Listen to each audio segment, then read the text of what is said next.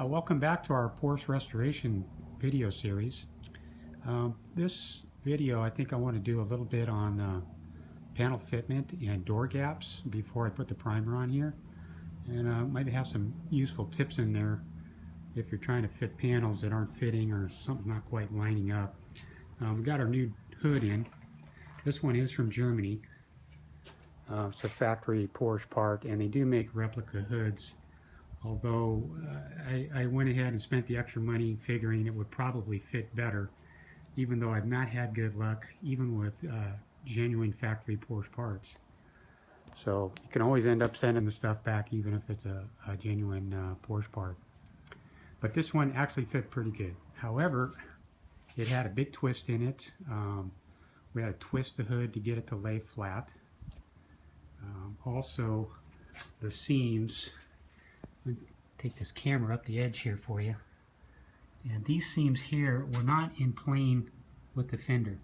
Now these fenders are original to the car and they've never been off, so I wanted to keep those on there until I got through this stage so that I could take advantage of the factory setting.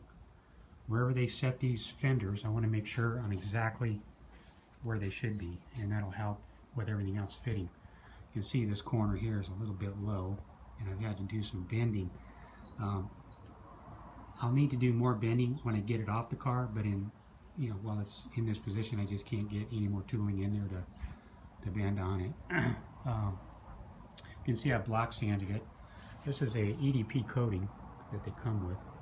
Most replacement panels are EDP coated, which means electrically deposited paint or something like that.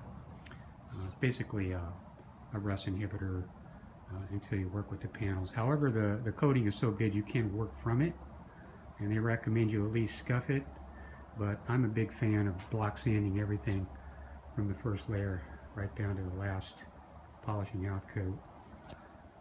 So you can see we've got a little bit of highs and lows even in our factory panel. Also I want to show you, because this is good lighting, it's been about 2 months.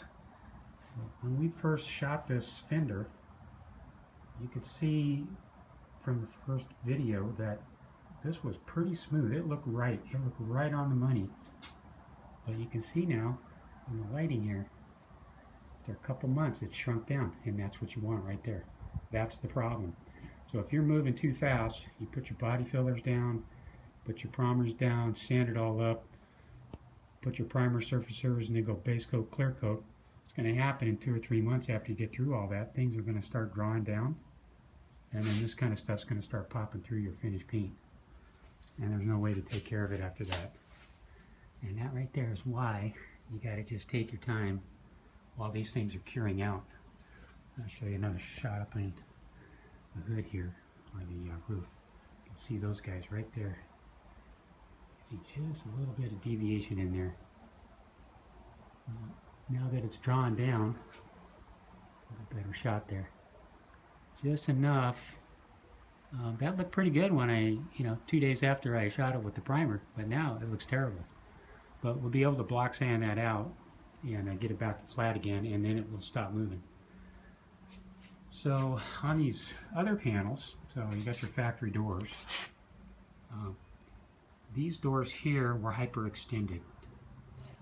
So what that means is the door stops had broken off, and then this part of the door right here got pinched on the inside, and it bent out. So then it was sticking out proud of the edge of the fender, almost 3/8 of an inch. So we're able to bend it back, and what you want to do is you want to like over bend it and then put the door on and then slightly tap it back in. Stick a tool in here and ride it right along that ledge and tap on it until you get a good alignment. And then you can sight down the angle of all those edges. You want an exact plane. You want those things to match. And it's better to catch it here than trying to get the primer on there and sand it back off, and then you're back down to bare metal. You want to get everything lined up as close as you can get it. before you shoot your primer on there. It'll save you a lot of work. If you can do that, maybe you get your finished paint on here. Should look pretty awesome. Actually, these doors are not flat. You can see a lot of body work on there, but believe it or not, that is so thin. I'll show you how thin that is. And you shouldn't be too worried about. Now there's the inside of my door. You can see where the old bodywork guys were tapping on it with a hammer. But there's no dents. There's nothing in there. You get the old school guys that want to do leading. Imagine trying to lead that out. That's just ridiculous. And the thing I don't like about leading is the heat. You get a lot of heat with that. Get your panel too hot, before you know it, you start losing some strength out of the metal, and you start warping your panels, and then you have more problems. So leading has, in my mind, it has a good purpose for joints, pulling seams together, but not for broad body work. It's just too much heat. Doesn't sand well. It is permanent, that I'll give it, but you know, this is actually so thin that you could probably do this with primer surfacer alone. If you laid this on some horses and laid down half dozen coats, one after another, sanded them, let it cure, sand it again, you probably get to the same spot. But you know, products are so good now that if you get the right surfacer and you get the right body fillers, you're going to be in good shape. You don't have anything to worry about. Here's our trunk. This guy didn't fit worth a darn at all. This thing, this was rubbing in the middle to try and lift it up, so I'm thinking, oh, that's great, get finished paint on there. We're going to be gouging the center out, so had to have my dad push down on the one end. I got underneath inside the engine compartment and pushed up with my legs to push that guy back. You can see, you know, we're pretty good on our planes. And also here too, you want to take a hammer, whether you want to use a steel hammer or a mallet, a block of wood, any tool you think is going to do the job without actually hurting it. You want to bang on it, pull it, twist it, bend it, whatever you can do to get it where it needs to get. Because really what you want to do with this, get your primers on there, you want to sand these together. And if they're too far apart, it's going to be almost impossible. You'll be putting body filler on there again. You don't really want to go back to body filler. We do it right here. So this one here. This one I had to tap in quite a bit with the hammer. But it looks alright. I think it's going to come out fine. Luckily, you know, this car, these are the matching panels for the car. So if you're dealing with donor panels from another car, they may not match as well, so you may have some grinding to do. Again, some more twisting and bending. You know, this looks nasty, but again, it's very thin. There's the inside of the hood. And all I'm trying to do is just smooth things out in here. I just want that as smooth as I can get it. So I'm going to put finished paint on there. We're not going to have a bunch of dimples and ripples and deviations in there. I just want it nice and flat.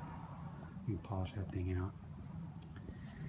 And then looking at our last panel here, you can sight down there. You want everything nice and flush. And again, these doors did not fit that great when I put them on here, but this is a good way to catch it. You get the steel shiny doors up against the black. You can really see what's going on. There's a bend in there and a shape, and you got to marry the two together. But a little tapping, a little bending, and you'll get it. Same thing on this door. This was hyperextended, but right now we're back in pretty good shape. When I get the epoxy on there and this cures out, I'll actually block sand this epoxy primer. I'm going to block sand is so light that I do not want to go through to the metal. So anything that's low that I catch in the block sanding, I will definitely fill it. I would rather do that than go back to bare metal, because when you put your primer surfacer on, you've got to have epoxy under it. You can't go primer surfacer direct to metal. It's got to have a primer under it. So you want to be careful how hard you're sanding there. Otherwise, you got to load everything back in the gun, reshoot it. A couple little dimples here too. You see those? I couldn't catch those earlier, but now that everything's drawn down, starting to reveal what's going on. And then there was one more back here that I saw. This one came up. Let's see if I can get it in the light here. It's not cooperating. I don't think we're going to get it. But there is a dimple in there. Sorry, can't get it for you. There's a dimple in there, and you just can't catch everything with bare metal. It's hard to feel it, and it's just hard to sand it with 80 grit. You get so close. Take a look at this guy in here. So you want to try and clean your doors out best you can. It's really hard to get in there, but scrape all that goo out, sand it down. Get your hinges all nice and clean. We'll pop all these off tomorrow, get some epoxy going. And then we're going to put them back on the car again and start doing some block sanding. I'll block sand the shell because it's ready, but the body panels will have to wait until they draw down. I'm not going to do those for at least a month from now. I want those things nice and tight. Anyhow, there you have it. I wouldn't worry too much about, you know, what plastic body filler looks like. It looks really nasty, but you need to go through this. And if you pull up some of those restoration sites, the professionals, you're never going to see this. They're never going to show you this, because this is the truth. This is what has to happen to get there. You just got to go there. But it looks bad. It just looks like, oh wow, your car's all banged up, but it's not really. These doors are so sound and the metal is so thick. This is just what it takes to get it flat. Also, let me show you what I'm using for doing the body work. This is the Rage, using the gold. This stuff sands up really well. I don't endorse any products, but if I come across a good one, I'll let you know what I think. Also, if I come across a bad one, I'll also let you know. But this is pretty good here.